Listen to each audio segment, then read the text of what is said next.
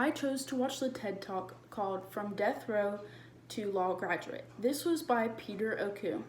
This was a story about a man who was wrongfully convicted of murder but decided to turn his situation into something positive.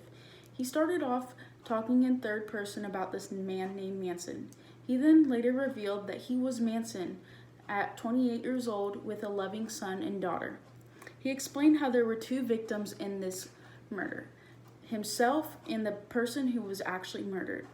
He was locked in a cell 8 by 7 with 13 grown men for 23 and a half hours each day. The food in prison was not even guaranteed. He was not identified by a name, just another number and statistic in prison.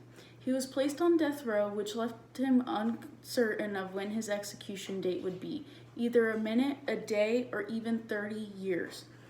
While he struggled through the many years of mental torture and numerous unanswered questions, he decided he needed to turn his life around. He also decided that he wanted to embrace the forgiveness on those who unrightfully locked him up for murder that he did not commit. He had the opportunity to meet a young graduate from the University of UK by the name of Alexander McLean. McLean even brought 3 or 4 of his colleagues with him on their gap year to set up a library in the Combati maximum prison. This wasn't just any normal prison. It was on the top 15 worst prisons in the world. Alexander and his colleagues got hard at work and decided to start refurbishing the library and updating it with the latest technology. And just 2 short years later, Manson was the first one to graduate from the program.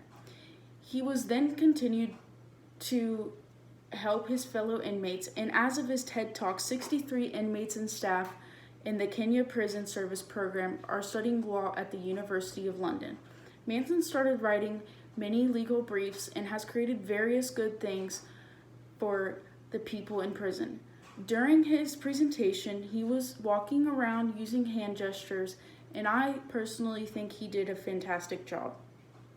After, he proceeded to end his speech with a Martin Luther King Jr.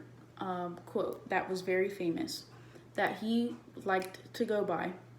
The audience applauded a couple times throughout the presentation and seemed to like the speech very much.